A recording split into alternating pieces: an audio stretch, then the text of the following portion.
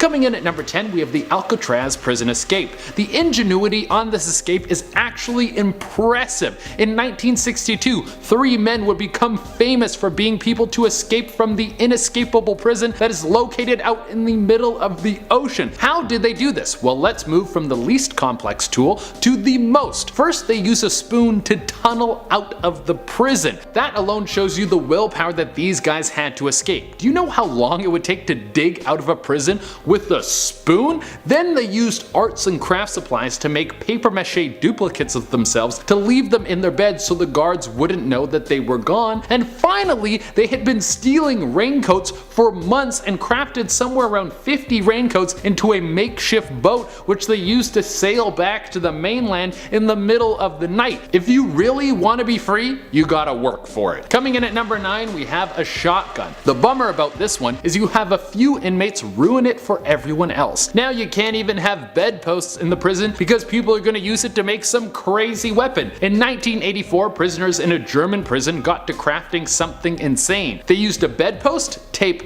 match heads, a broken light bulb, and then some batteries to put the whole thing together. They came out holding someone hostage, but the guards were behind some bulletproof glass, so they were not convinced. So they fired a shot at them and nearly destroyed the glass. After this, the guards were quick to give in to the inmates and they were able to sneak out and jump into a car to make their escape. If there's anything you can learn from this, it's that you can't let prisoners nowadays have YouTube. If they could build that in 1984, they could build a rocket ship now with the help of a tutorial video. Coming in at number 8, we have a fake gun. Complexity comes in all shapes and sizes. Sometimes the tool might seem simple, but the construction of it and the use of it is complex. With this escape, we have John Dillinger escaping from prison in the 1930s using a fake gun. He was hoping he could use psychological warfare against the guards, and turns out it worked perfectly. Dillinger was able to get his hands on a piece of wood which he took back to his cell and started to carve it down into a makeshift gun. But the thing is, the gun would have never passed for anything legit. It looked like it just came out of a playset. So he snuck off with some shoe polish to paint the thing black, and then voila, he had himself a fake gun that could pass for the real thing. With this, he was able to disarm some of the guards and make a break for it.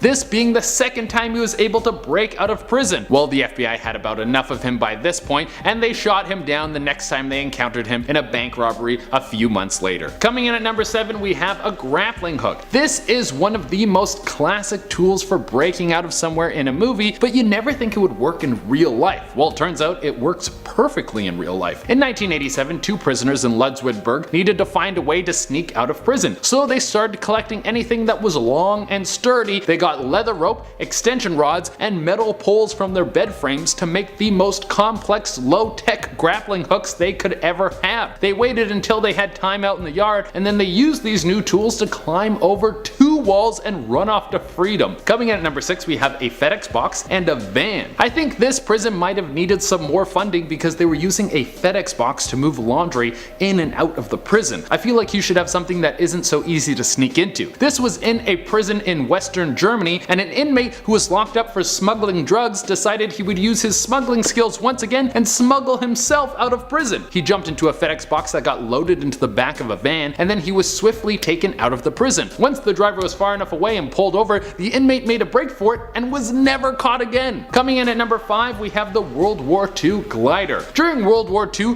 Colditz prison was where many of the Allied men were held prisoner. It was supposed to be a prison that no one could escape from because the prison sat on the side of a cliff that dropped into a river. There was very little chance that someone could survive the fall. A group of officers got together and decided they would build a glider to fly off the side of the prison. There was a blind spot on the roof that would be the perfect spot to launch this, and things started to come together when one of the officers got their hands on an aircraft design book. They started collecting things from all over the prison to make this happen. But the spring before they were set to fly off with the glider, the war was over and the prisoners were free. I put this one on the list because if all these things came together, it would have been absolutely crazy. Coming in at number 4, we have power tools. This escape is wild. Back in 2015, David Sweat and Richard Matt escaped from a maximum security prison in New York. How were they able to do it? They used power tools to cut through the wall of their cell, and they worked their way inside of the prison itself, like in between the walls and everything. Before they did this, they put dummies in their bed so no one knew they were missing. Then once they escaped through the hole in their cell, they broke through a brick wall and then once again used the power tools to cut through a 25-inch thick pipe and crawled through it. They were now in the sewers and navigated to the point where they got to a manhole and then cut through a lock on that bad boy. The whole thing needed elaborate knowledge of the prison, and the guards had to not hear them use the power tools. I have no idea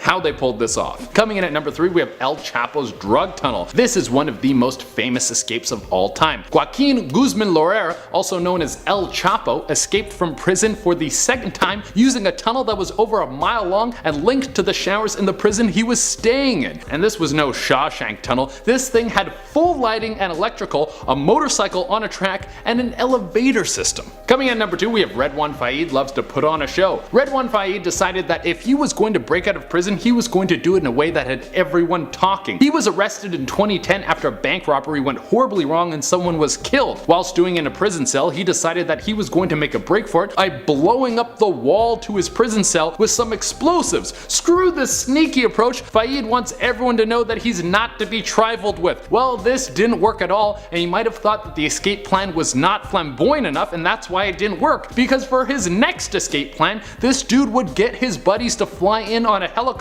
and drop down on a rope ladder. The guards of the prison did not shoot the helicopter down because the pilot was a hostage and being forced to make the flight. And coming in at the number 1 spot, we have FBI business cards. If you have ever seen the movie Catch Me If You Can, you know all about Frank Abagnale. He is one of the most notorious conmen in American history. He was able to make off with millions of dollars, fool police, and in what might be his best con ever, talk his way out of prison. When Frank was arrested for the second time, after already escaping prison once, he was sent to processing. While being processed, there was one very big problem on the prison side. They didn't have any of his paperwork. Frank saw this as a golden opportunity and went on to explain to the processing officer that the reason they didn't have his paperwork was because he was actually a prison inspector and was posing as a prisoner to see if the prison was violating any human rights laws. He was staying at the prison for a week and would be on his way at the end. He backed up this by getting his buddy on the outside to forge FBI business cards, and all the guards were convinced. For the time that Frank spent in the jail, he was given the Club Med prison treatment, and at the end of his assignment, he just walked out the front door. Number 10. Frank Morris, John and Clarence Anglin.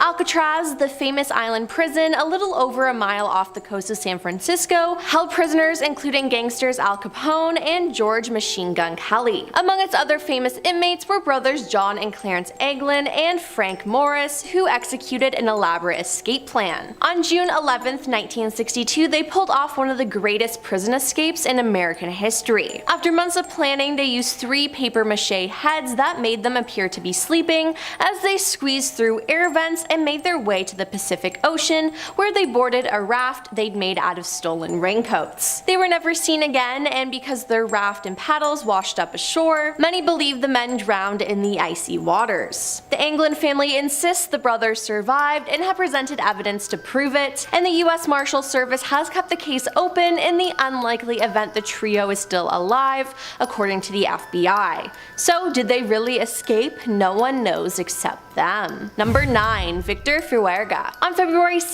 1997, Victor Fuerga, a convict serving 1 to 4 years for possession, was supposed to be on the way to the mess hall when he wandered off from the Moria Shock Incarceration Facility, a minimum security prison in Mineville, New York. It was during a routine phone call with his sister, Yvette Cruz, a few days before his alleged escape that he voiced unrest with his conditions, complaining about a particular guard, and an overall feeling of angst. "There's a guard who keeps messing with me. Look, I have to let you go," Victor shared with his sister before disappearing entirely a few days later. She replied, "Poppy, you know I love you. This is going to end in a few months. Please call me tomorrow." But he never did. As soon as his absence was noted, authorities scoured the area, searchers examined the surrounding area, and found footprints leading to a nearby abandoned mine shaft. They assumed that Victor had fled to the mine to avoid detection and fallen to his death. Further pursuit was halted as conditions in the mine were too dangerous for a thorough search to be performed. All anyone knows for sure is that Victor was never seen or heard from again,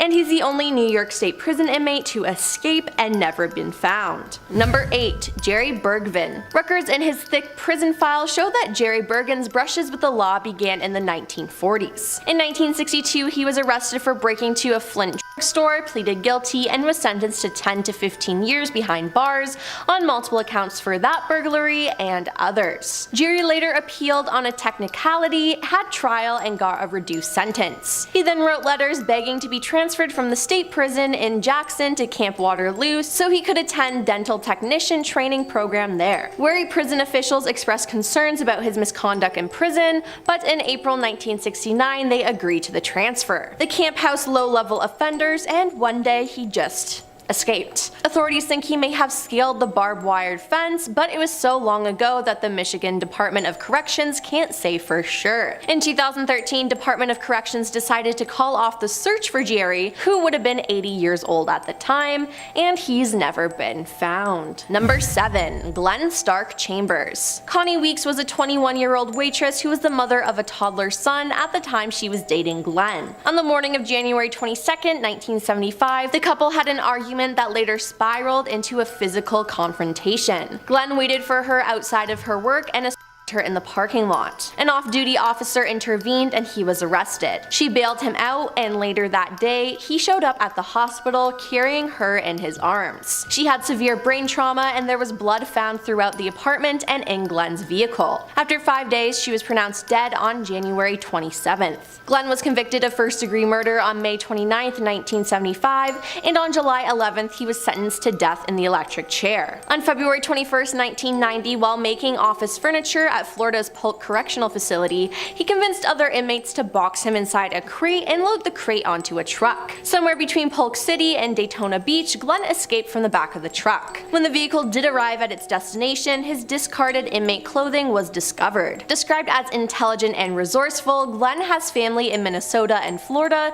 and people have reported seeing him in Florida and Alabama, but he is still out there today. Number 6. Glenn Stewart Goodwin. In 1980, Glenn Stewart Goodwin was living in Palm Springs, California, and him and his roommate planned to rob a dealer and pilot Kim Robert LaValle, who was once a friend of theirs. They lured Kim back to their condominium where Glenn punched and kicked him, tried to strangle him, then ultimately stabbed Kim 26 times. After the death, the roommates loaded the body onto a truck and set off for the desert. Glenn tried to blow up the evidence by using homemade explosives strapped to the body. On August 3rd, 1980, some Eagle Mountain residents found a blown-up pickup truck with remains of a human body inside of it abandoned in the desert. Later, police identified the body and charged Glenn with first-degree murder. He was sentenced for the death and robbery to 26 years to life in prison in 1983. In 1987, Glenn escaped the Folsom State Prison in California. He cut a hole through a fence wire and escaped into a storm drain that emptied into the American River. He dropped through a manhole and crawled 750 feet to a raft that he used to float down the river, following painted arrows on rocks that directed him where to go. Later that year, he was arrested for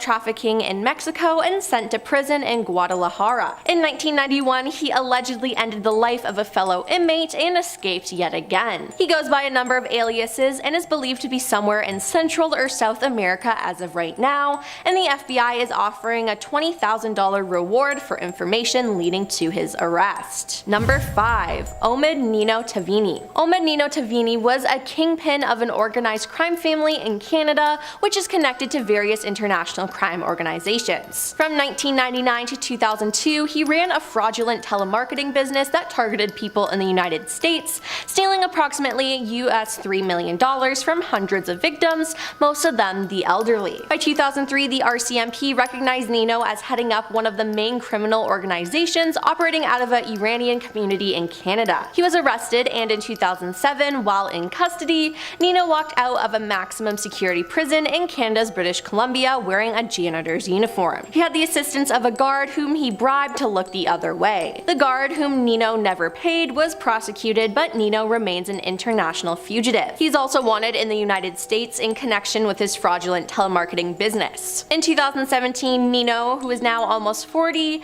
may have called the Royal Canadian Mounted Police to negotiate his return to custody in exchange for a promise to not to extradite him to the United States, but authorities have doubt that the call was credible. Number 4. Vasilis Plilikosis. Vasilis Plilikosis is a Greek bank robber and fugitive known as the Greek Robin Hood for his habit of giving away stolen money to the poor. He twice escaped by helicopter from a Greek high-security prison while serving a 25-year sentence. He is still free, earning him the nickname of the Uncatchable. While serving a 25-year sentence for kidnapping and robbery, Vasilis managed to escape by helicopter once in 2006 and once in 2009. He hasn't been seen since the 2009 escape, in which he and his cellmate climbed up a rope ladder thrown to them from a helicopter flying over the prison yard. It seems that the helicopter had apparently been hijacked by a woman, and the cellmate was caught, but Vasilis remains at large. The government of Greece faced intense criticism after his second escape from the same facility,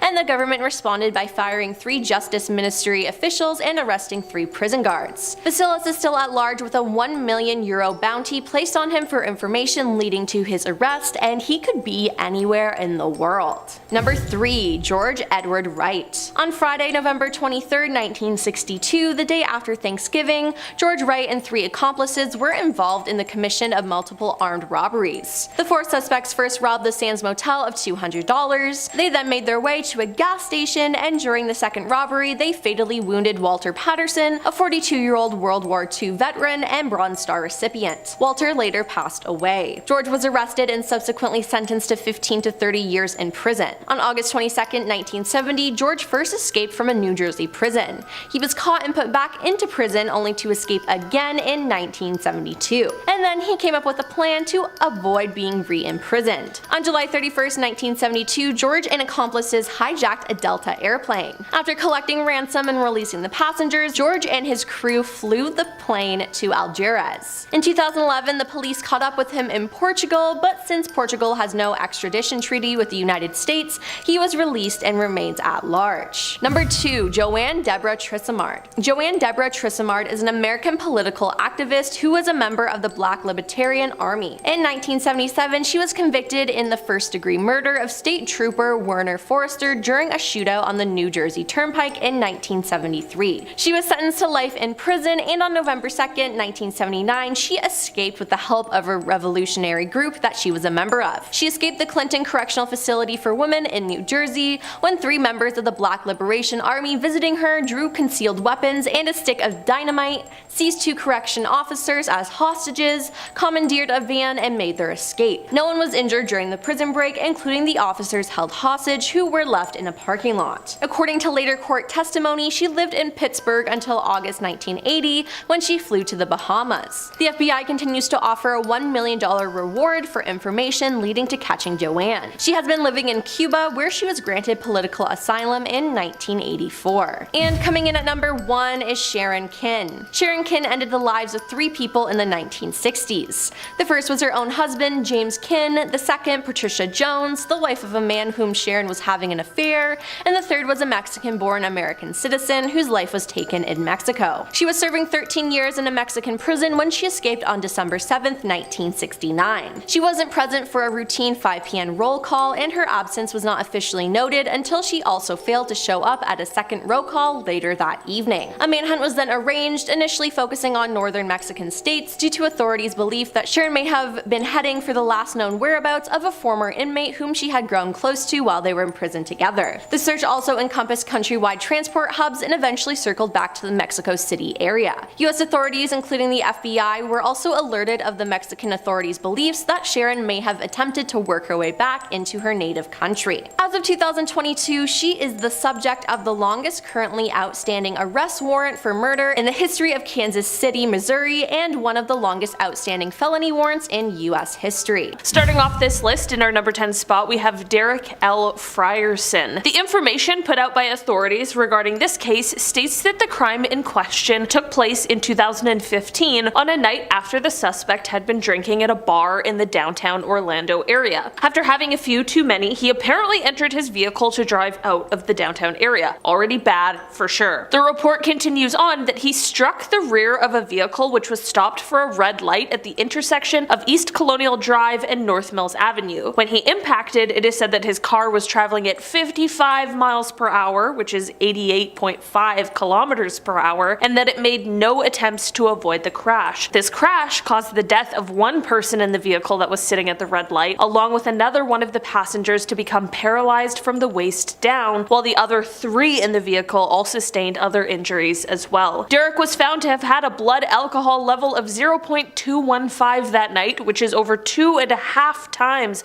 the legal limit to drive. And not only this, but he also is said to have had prior DUI convictions in Florida as well as Missouri. Unfortunately, authorities have reported that since this crash, Derek has left the Orlando area and is currently trying to evade these charges. There is an active warrant out for his arrest pertaining to multiple charges, all as a result of this accident. In our number 9 spot today, we have Harry Dana Braswell Jr. Okay, so for this one, we have to take it back in time a bit to Harry's initial arrest, which was on February 22nd, 1975. Harry was arrested for taking the life of John Robbins. Basically, a couple days before his arrest, on February 19th, Harry and 3 accomplices entered John's home, tied him to the bed, and took his life. Everyone involved in the crime was arrested at the same time as Harry, and subsequently, they were sentenced to life in prison. This obviously doesn't sound like someone who is on the loose, so what could have happened? Well, after serving 8 years of his sentence, Harry escaped. In 1983, at the Sumter Correctional Institute, Harry hid himself inside one of the cabinets that he and another inmate were loading onto a truck inside of the facility. Once the truck left the facility, he and the other inmate jumped off of the truck and voila, they had escaped. While the other inmate was later recaptured in Oregon, Harry was never able to be located and he remains at large. In our number 8 spot today, we have Joseph Obregon. Joseph has been wanted by the Tampa Police Department for the last year at least, but the crime at hand took place back on December 5th, 2017. Joseph was initially arrested after he caused a crash after allegedly racing his Dodge Ram pickup truck against another. This is of course already a crime, but things turned so much worse when, as he allegedly raced, he also crashed into an uninvolved Toyota RAV4 that was carrying 2 occupants. Because of the crash, one passenger, Bill Swartz, who is 78 years old, passed away at the scene. His wife Jane, who is 58 years old and was with him, ended up passing away at the hospital on January 20th, 2018. As a result of all of the charges brought against him, Joseph was set to appear in court on September 17th, 2021 after a plea deal was reached. Despite this seemingly initial early cooperation, Joseph failed to appear in court, after which a no bond warrant for his arrest was issued. In our number 7 spot today, we have Alfredo Acevedo. On June 9th, 2001, Alfredo was traveling southbound on State Road 93, which is on Interstate 75 in Charlotte County, and he was driving a 1984 white Chevrolet van. According to the statement the authorities put out while traveling in this vehicle, Alfredo had a blood alcohol content that was almost twice the legal limit. This of course led to him losing control of the vehicle, which ended up overturned. At the time of this crash, Alfredo wasn't alone in the vehicle and instead had a few passengers with him. As a result of the crash, 2 passengers in the vehicle died and 2 others sustained incapacitating injuries. Despite the clear severity of the crash as well as the horrifying injuries sustained, Alfredo is still wanted by the Florida Highway Patrol to answer for his involvement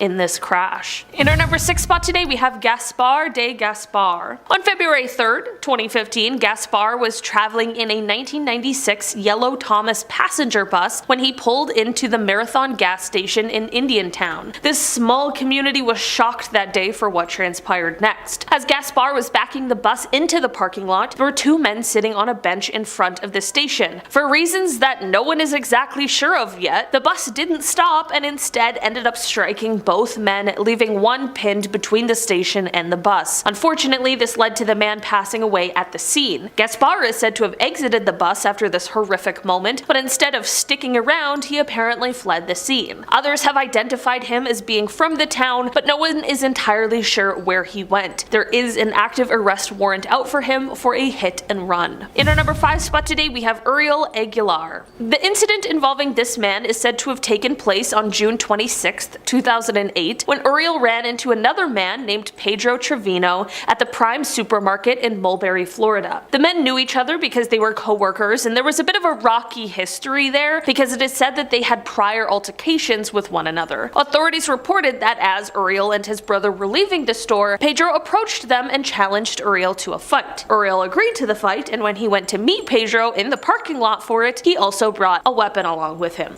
The two began fighting, and this is when Uriel used this weapon against Pedro, which ended up taking his life. After the fight, authorities claimed that Uriel fled the scene and was last seen in the area of Sparkman Road in Plant City before disappearing. Uriel still has an active warrant for this crime. In our number 4 spot today, we have Agustin Lara Nunez. Augustin is another one of those people who caused an accident and decided to flee the scene, fleeing the consequences of their own actions. On October 22, 2006, he was driving a 2006 silver Ford truck westbound on State Road 82. As he traveled, he encountered the scene of a prior crash that unfortunately involved a fatality. As a result of this previous crash and the investigation that needed to take place, there was a Lee County deputy who had positioned her marked patrol car facing south in the westbound lane with emergency lights activated, and a detour to avoid this accident had been set up. Like I mentioned, Augustin ended up allegedly coming across it, so it's clear that he wasn't paying attention or just flat out ignored the detour. This ended in the front of his vehicle striking the deputy's vehicle, which sadly ended in fatality for the officer. As a result of this crash, Augustin was charged with DUI involving death, and of course a felony arrest warrant was put out, but despite this, he has yet to be located and brought to justice. It is currently believed that he likely fled the country, but authorities are still on the lookout should he ever try and return to the United States. In our number 3 spot today, we have Jose Arturo Palomino. On February 28, 2009, Jose was driving south of Sample Road in Pompano Beach on I-95 southbound in a 1996 silver Mitsubishi Eclipse. During this time driving, Jose ended up striking and killing a 23-year-old woman who was standing next to her vehicle on the shoulder of the roadway. This is of course tragic, and unfortunately accidents do happen, but it's what happened next that turns this into an even bigger thing. Jose is said to have chosen to leave the scene of the crime. He fled the scene of the accident and later abandoned the car that he was in a field. Turns out that the car he was driving wasn't even his, as he took to calling the owner, explaining that it had been in an accident and that he was sorry for taking it without permission. Despite the time it's been, however, authorities have been unable to locate Jose in order to arrest him on the warrant of leaving the scene of a crash involving a death. Authorities believe it is highly possible that he has since left the country. In our number 2 spot today, we have Victor Hernandez. Victor has been on the run since 2018 as he is wanted for taking someone's life. On March 11, 2018, it is said that Victor killed another man by the name of Luis L. Herrera Kindlin. This crime took place in Miami, and since the incident, Victor hasn't been found.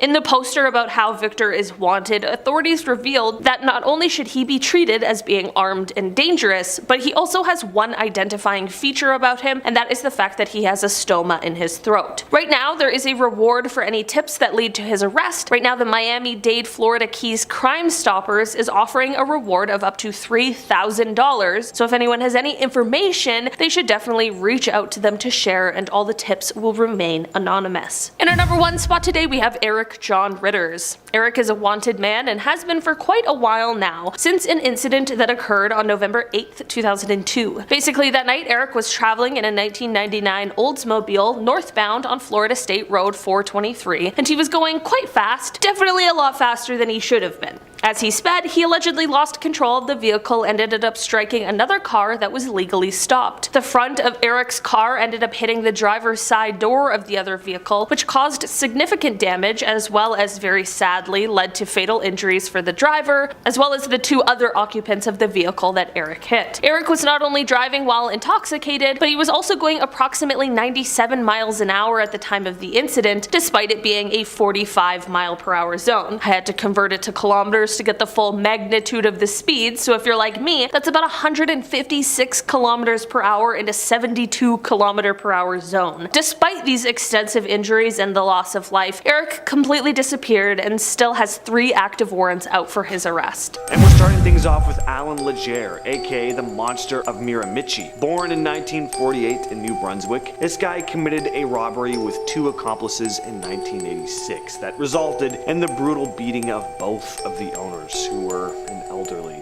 couple, one of which, the husband, John Glending, did not survive. The trio were arrested, and Legere began serving time at the Atlantic Institution Maximum Security Penitentiary. In 1989, he was transported to a hospital due to an ear infection, and it was there that he would make his escape. He pleaded with the guards to allow him to go to the washroom alone, and somehow he managed to get them to agree. Once he was inside the bathroom, he pulled out the small sharpened piece of metal he'd hidden up his rear, and picked the lock to his handcuffs. He fled from the hospital, and through a series of carjackings managed to avoid being captured for 7 whole months. And he didn't lay low during this time either. He took the lives of 4 more people in completely random attacks. He burnt a victim's home down with 2 sisters inside, attacked another woman, Annie Flam, and her sister. This sister managed to make it out alive, and he took the life of Reverend Father James Smith. He was finally arrested again though, and remains in prison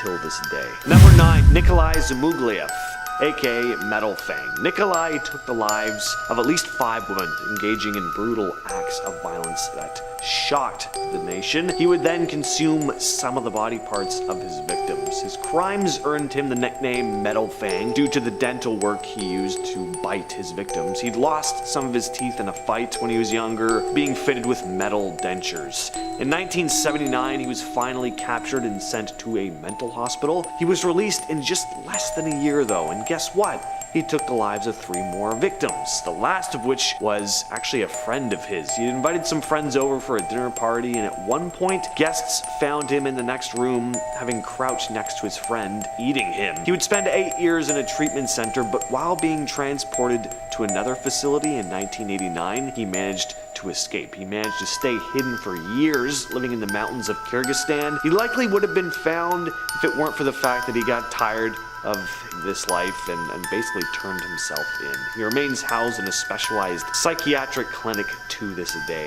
Next on the list is Gonzalo Lopez. Lopez was a convicted criminal with multiple life sentences. He made his escape from prison in May 2022, serving life terms for taking the life of Jose Ramirez in 2006 and the shooting of 2 police officers. Lopez saw an opportunity during a hospital transfer. While being transported with 15 other inmates, he seized the moment, stabbing the corrections officer before making off with the vehicle. Police shot the tires, but he managed to drive for another mile before crashing it and then fleeing into the forest. Lopez remained a fugitive, managing to evade law enforcement for several weeks. Tragically, on June 2nd, he resurfaced at a family ranch in Centerville, Texas, where he committed a horrific act, resulting in the deaths of 5 individuals, 66-year-old Mark Collins and his 4 grandchildren. The manhunt for Lopez intensified, and later that same day, a shootout between Lopez and the police broke out. In the end, Lopez got what he deserved, and no officers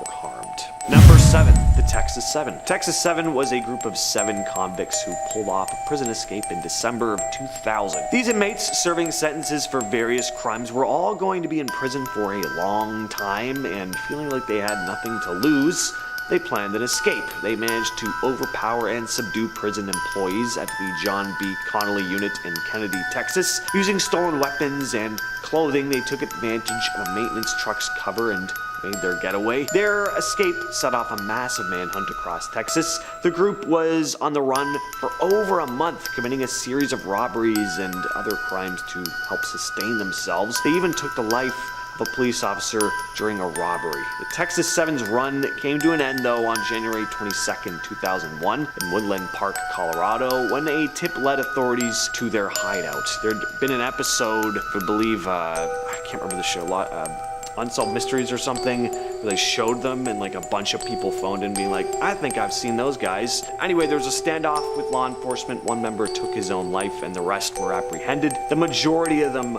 are now on death row. Next up we have Sharon Kinney. Unlike most of the criminals on this list, Sharon has still yet to be found. Suspected of being responsible for the deaths of 3 individuals, including her husband, James, and the wife of a boyfriend in 1960. Kinney's actions led to a series of trials. She faced 3 unsuccessful attempts at prosecution for the death of her husband. As the 4th trial loomed, Kinney made a bold move and fled off to Mexico to evade justice, and while in Mexico, she became involved in yet another deadly encounter, claiming self-defense when she shot and killed a man, but Mexican authorities, they just weren't buying it, and she ended up being convicted, landing her in Mexican prison with a 13-year sentence. On December 7th, 1969, just 4 years into her sentence, she capitalized on the facility's lax security measures. There was also a prison blackout, which helped, and she ended up making her escape, slipping away into the night, never to be seen again. To this day, Sharon Kinney remains at large, holding one of the longest outstanding warrants in American history. At our number 5 spot, Richard Matt and David Sweat were 2 dangerous inmates who pulled off a daring escape from Clinton Correctional Facility in Dannemora, New York in 2015. These criminals used cunning and tools to cut through steel walls and pipes within their cells, and over a period of months they created this series of tunnels and passages within the prison's walls, leading to the catwalks and utility tunnels. On the night of June 6, 2015, Matt and Sweat made their move. They crawled through the labyrinth of passages they've made, emerging through a manhole cover outside the prison's walls. Of course, a manhunt was launched with law enforcement across the state and beyond joining in on the hunt. They managed to evade capture for a number of weeks, robbing cabins and seeking refuge in the wilderness. Richard Matt lost his life at the hands of law enforcement on June 26th. David Sweat was captured again 2 days later,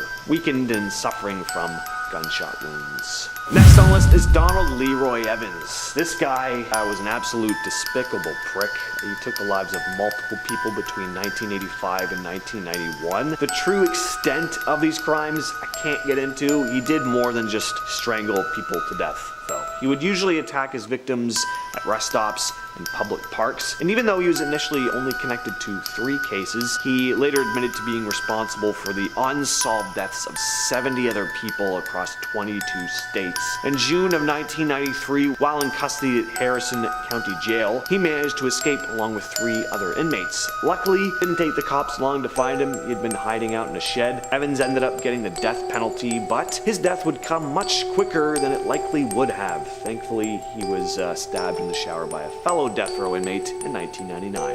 And at number 3, Alexander Solonik, nicknamed Russian Jackal and Alexander the Great. This guy was a Russian mob hitman and was damn good at his job. He was also really good at escaping from prison apparently, which he did a number of times. The long arm of justice had finally caught up with him and he was arrested, but he managed to escape out of the courthouse window, fleeing to Siberia. He was caught and arrested again, spending 2 years in jail for escaping through the ventilation system. He went back to working as a hitman, but after a shootout in 1995, he was arrested once again in Moscow. The mob managed to bribe a guard to help him escape this time, and he exited his cell, scaling the wall with help of a rope and some climbing gear, and then entered into a waiting BMW. He headed to Greece, where he intended to spend the rest of his days, I guess, and that's exactly what happened, only he didn't live as long as he wanted or expected to. The mob wanted to tie up any loose ends and enlisted one of Solonik's very own friends, a fellow hitman, to take him out.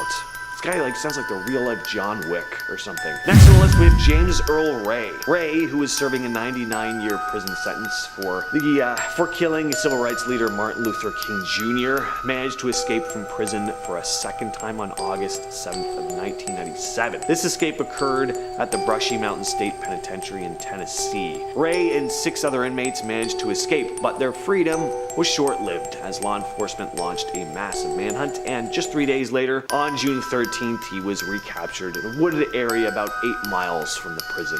His second escape was not as successful as his first. Had also been in prison for something else before that incident and managed to escape for like months or something like that. Ultimately though, led to tighter security measures in the prison system, and Ray would spend the rest of his life behind bars, dying in prison in 1998. Finally though, at number 1 we have Ted Bundy. If you want to talk about one of the most notorious criminals in American history, this guy was definitely one of them. Managed to escape authorities on 2 separate occasions. In 1977, Ted Bundy pulled off 2 daring escapes from custody. The first escape took place in Aspen, where he was awaiting trial. Bundy decided to represent himself in court, which gave him access to the law library at Pickens County Courthouse. And on June 7th, he made his move. Unshackled and unguarded, he jumped out of a second-floor window of the courthouse. Took authorities 6 days to catch him again. The second escape happened later that same year, on December 30th. While he was incarcerated, Bundy managed to carve a hole in the ceiling of his cell. Through his makeshift tunnel, he crawled to freedom. Not only was this guy a truly evil human being, but he was cunning and resourceful on top of it. Not a good combination. Good for him, but not good for everyone else. Starting us off at number 10, Rashad Hawkins. He may not be evil, but he certainly isn't innocent. Rashad Hawkins was attending child support court and was sentenced to serve some time due to his negligence and failure to pay. Now, instead of doing the time or paying what he owed, Rashad decided running was the route he was gonna take. Before he was even taken into custody, Hawkins managed to evade authorities by jumping over a second-story railing and fleeing the building before they could catch him. He stayed on the run for 20 days before eventually being caught and now faces charges of criminal trespassing, assault, and evading arrest. So all in all, he made it much worse on himself. Next up at number 9, Nicholas Garrison. Arrested with several drug charges back in 2020, Nicholas tried his luck and made a run while in the courthouse. Out of nowhere, he manages to escape the grasps of the sheriffs detaining him and bolts, pushing past others in the courthouse, with the sheriffs chasing after him close behind. Once outside of the chamber, he headed for the staircase, at which point the sheriff made a leaping dive down the stairs head first to try and catch him, ultimately breaking a few ribs and getting a concussion. Garrison managed to escape him and sprinted down the stairs as fast as he could. He was later found in a motel and arrested, and now faces far worse charges than his original 6 months. Next up at number 8, Mysterious Man. Now, unfortunately, I could not find the name of this escapee. All that I know is that he was from Washington, so if you know his name, leave it below in the comments. The mystery man took off his prison uniform while still in the courtroom, which I can only assume was empty. But if that was the case, why was a convict left alone in the first place? Whatever, that's not the point. Now, stripped of his uniform and semi-blending in with the civilians in the courthouse, he bolts straight out the front door, running past many witnesses. Although from what I can tell on the blurry footage, it does look like he was running barefoot, which, I don't know, that's kind of clue number 2 for me. People aren't generally running around barefoot in a courthouse with good news, but hey, what do I know? Anyways, he was found a few hours later and put back into custody, and like every other person on this list, things were much worse from there on out for him.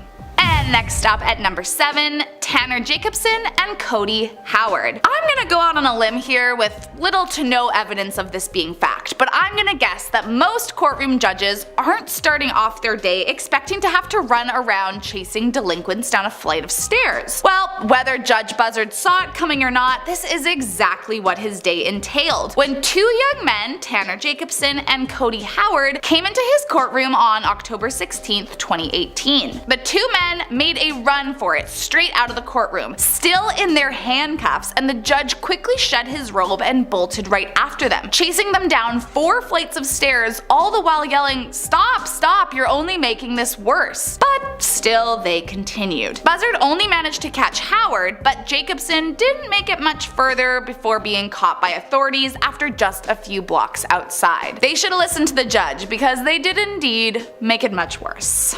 Next up at number 6, Leonid Gracier. In 2019, Leonid was convicted for killing his younger sister, and upon his arrest told authorities Satan had demanded him. Well, it wouldn't be the first time we've heard that excuse. Seemingly unfazed by what he had committed, he was put into custody in Moscow, where apparently it's common to put prisoners into these boxes to detain them. Perhaps what they seemed to forget was handcuffs, however, as the killer tried to escape the confines by crawling up into the ceiling of the courthouse. He was nearly successful, but didn't manage to get very far before police tased him and pulled him back down from the ceiling. During his confession, he said he didn't regret his actions and essentially that he stood by his crimes and said that he had made everything better in doing them. So while he didn't technically succeed in his escape, I think we can all agree that we're glad that's the case. Coming in at number 5, a helping hand. Like most things in life, things are easier with the help of your friends. But unfortunately in this case, Callum was a 21-year-old helping his teenage friend escape a 5-month jail sentence. At first, the teen was just convicted for stealing a cell phone and for whatever reason decided his best option was to make a break for it. Bailiffs went after him but weren't actually too worried at first, as the door to exit required someone to push a button on the other side of it for it to open. Well, little did they know he had someone to do that very job. The accomplice, Callum Finter, ended up also being arrested for helping the teen escape, but he tried to claim that it was a total accident and he didn't mean to push the button. I don't know, but it seems pretty intentional to me looking at the footage there. This story didn't seem to win over anyone, and he was ultimately sentenced to 3 months in jail for aiding his friend in his escape. The teen was on the run for 2 days but was later found and ended up having another 6 months added to his sentence. Have you ever heard the saying, not all help is good help? Just saying, it might have been something to think about before getting caught up in all this mess. Next up at number 4, Quantrell Schwartzlow. This piece of work was under arrest for some brutal domestic violence, and despite that, was still left alone. Now, I don't know what it is about leaving criminals alone for a minute, especially those that are committed for some serious and dangerous crimes, but it just seems to me like once they're in custody, they should be continuously observed. Well, as you guessed it, Quantrell should have been kept under a closer watch. Though he was handcuffed, that didn't seem to stop him from escaping out of a window in an interrogation room in what can only be described as a swan dive out of the building. How he managed it, I don't quite understand. How he didn't break every bone in his body on the way down, also a mystery. But luckily he was caught about 3 hours later hiding out at a friend's house and was eventually charged, not only for his escape, but also the unruly crimes he committed on his girlfriend. Next up at number 3, Christopher Lee Ruffin. Back in 2012, while appearing in court for a probation violation, Christopher was sentenced to another 90 days in jail. Now, I don't know what he was originally charged for or any of the details of his case, but all in all, 90 days doesn't seem like it's as bad as it could get. But apparently it was still too much for Christopher. His runaway is especially wild to me because it's not just that he managed to escape, but he was actually tased by 2 of the bailiffs and still managed to continue running while being tased. He then ran past security and straight out the front door. In the next few hours, he tried to get multiple rides, threatening strangers to drive him out of town, but the police ended up catching up to him and took him back to jail. Now, this is just a wild guess, but I have a feeling he was looking at more than 90 days after the shenanigans he pulled.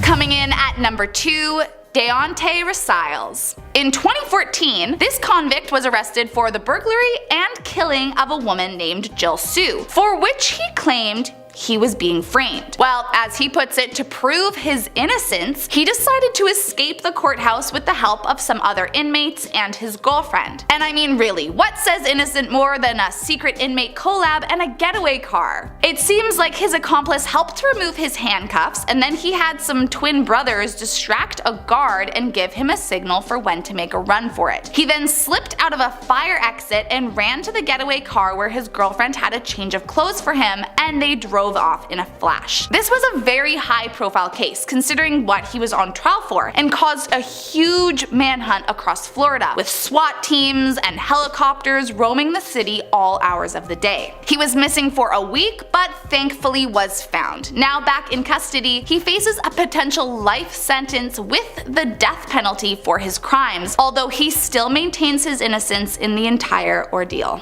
And last up in our number 1 spot, Ted Bundy. Ah yes, the notorious and downright evil killer who needs no introduction. But despite being convicted of killing and committing other horrors to at least 30 women, he was granted way more independence than should have been allowed to someone of his security level. People felt he was very charming and seemed to conveniently forget what he was in custody for. Well, Bundy took advantage of that, and in June of 1977, while on trial for one of his many killings, he was left alone in a courtroom library to prepare, as he was representing himself in court. While alone and out of sight from the guards, Bundy managed to open a window and make a run for it. He jumped out of the second-story window, injuring his ankle, and managed to disappear into the woods for 6 days. He was, of course, found, convicted, and eventually sentenced to death for all of his crimes, but it's one of the craziest escape stories to this day. At number 10, we have Corona containment. There was recently a massive riot at a prison in Foggia, Italy. If you have been paying attention to what has been going on with the coronavirus, you will know that Italy has one of the worst outbreaks in the world. So many of the prisons throughout the country have been doing different things to make sure they don't have an outbreak in the prison. One of these things was reducing the amount of visitation that prisoners have from outside family members. It's a pretty simple solution, but inmates didn't like this at all. It was most likely crossed with the stress of coronavirus spreading like wildfire, but the prisoners had enough. They started a riot, and in all the mayhem, 16 prisoners were able to escape and run off to freedom. There were also 12 inmates that managed to break into the confiscated drug area and get super high. Frankly, they got too high. All 12 of them had an overdose. I guess that's one way to do it. You don't want to die in prison or the mayhem of the riot, so you just give yourself a lethal dose of drugs and then send off to another world. At number 9, we have the Arizona Trio. When you break out of jail, you think you'd want to keep a low profile. Like if I was ever in jail and then I broke out, my God, I would be on the run and you wouldn't hear a peep from me. But these guys were different. In 2015, there was a massive riot at the Arizona State Penitentiary, and in all the madness, 3 dudes managed to get outside of the prison. Now, the first thing they did was hide and find new clothes, but not long after they got their disguises figured out, they went and killed a couple that were on vacation in Arizona. They probably needed some money and supplies, but that can't be the smartest way to do it. It didn't take long, but the 3 murderers were caught and eventually sent back to where they just came from. At number 8, we have more COVID fears. As tensions rise about COVID-19 and many of the world's prisons are in terrible conditions, prisoners start to fear for their lives. The Buri Ram prison in Thailand was one of these places. Prisoners had heard of the worsening conditions of COVID-19 and decided that they weren't going to sit down and die. 100 inmates started to destroy everything in their path in an open area in the prison, until enough inmates and guards got involved. This was a very clever distraction and they were able to escape. This breakdown happened on March 28, 2020, and it is unclear how many men were able to use this diversion to get out of the prison. A few men were once again detained, but some are still at large. At number 7, we have the Montana State Prison riot. Now, in this riot, there were a couple near escapes, but no one really got out, but the story is so crazy I had to put it on the list. It's like Bonnie and Clyde meets Shawshank Redemption meets Fast and the Furious 9. In the 1950s, the once great Montana State Prison had become one of the worst hellholes on the planet. The prison was packed to the brim with criminals, and the conditions were so horrible that inmates were constantly getting sick. There were 2 men who devised a plan to either change the prison or escape. It was Jerry Miles. He had been in the prison for so long he was one of the big dogs on campus, and his newly convicted 19-year-old boyfriend Lee Smart. They managed to get their hands on some gasoline from another inmate and created torches, and then they covered a guard in gasoline and threatened to light him on fire. The guard decided to turn over his weapons and keys in exchange for his life. From there, all hell broke loose. A ton of inmates were released from their cells and they killed the deputy warden. Not long after that, the National Guard arrived, and now the inmates were in a standoff. At this time, Miles and Lee and a few other inmates were attempting to tunnel out of the prison. They would have got out if they had only started earlier. The National Guard came in and most of the inmates laid down their weapons and accepted that the riot was over. But Lee and Miles weren't going down without a fight. The two ended up dying in a shootout with the National Guard. At number 6, we have ISIS members escaped. This riot just happened. On March 30th, 2020, a group of ISIS members being held at the Gurion prison in northern Syria started a riot. Prior to this happening, there was footage of them holding up a sign to a security camera in their cell. The sign demanded that their human rights be provided. After this display, the inmates were able to break the doors to their cell. They had been chipping away at the sides of the doors in preparation for this. A riot started and several of the Syrian Democratic forces that were guarding the prison were injured. In all the chaos, 12 men escaped, but the Syrian military was unclear about whether or not these men had been recaptured. At number 5, we have the riot in Rio. Back in 2017, tensions were starting to get high at a prison in Rio de Janeiro, Brazil. At this particular prison, capacity was for 592 inmates, but 1,224 were in prison there. This, combined with 2 feuding gangs, led to a massive riot where 56 people were killed and many more escaped. The riot was so big that word came down the grapevine to 2 other prisons where the inmates there had riots in response. At one of those prisons, 86 men escaped, and one of the dudes escaping posted a picture of himself on Facebook while he was breaking out. That has to be his new profile picture for sure. At number 4, we have the Sao Paulo State Penitentiary inmates don't like social distancing. With the spread of this deadly virus, there have been a lot of changes. One of those changes was to the inmates at the Sao Paulo State Penitentiary. Many of these inmates are under partial sentences and are allowed to leave on certain days of the week. But with the spread of COVID-19, this freedom was taken away. Well, they were not having it. On March 16th, over 1,000 men rioted and overpowered the guards and broke free of the prison. Almost 200 were rearrested, but it's thought that over 1,000 inmates are still at large. Videos of men running from the prison in orange jumpsuits were posted all over the internet. At number 3, we have the New Mexico State Penitentiary riots. This is known as one of the most brutal riots of all time. During this riot, at least 5 prisoners escaped, but that was just a side story to what was actually going on. Inside the prison, the prisoners went crazy and took over the whole penitentiary. They took hostages. Most of the hostages were prison guards and the rest were inmates. Many prisoners took this time as an opportunity for revenge. There had been several inmates within the prison who had been working as informants to prison guards, and this is a big no-no in the prison world, so anyone who was known to be a rat was killed, and not fast. They were slowly tortured. It took 36 hours, but eventually police were able to regain control of this facility. At number 2, we have the Garreth escapees. Here's something I didn't know about Brazil. They have some of the deadliest prison riots in the world. People are frequently killed in prison riots over in Brazil. In 2017, 140 people died in prison riots, and in 2018 there was a massive riot at the prison in the city of Goiás. 2 rival gangs started a turf war in the prison and all hell broke loose. 14 people were killed, and of those men, one of them had their head sliced right off his body. During this time, 109 prisoners were able to escape. I also read when something like this happens, the guards just kind of let it happen, because if they try to intervene, they will just end up dying, so they kind of have no choice. For the number 1 spot, we have EDS and the Iranian prison riots. Electronic Data Services was a tech company working in Iran in the 1970s. They had been working with the Shah, and when the Ayatollah decided to storm the country and take control, it was time for EDS to get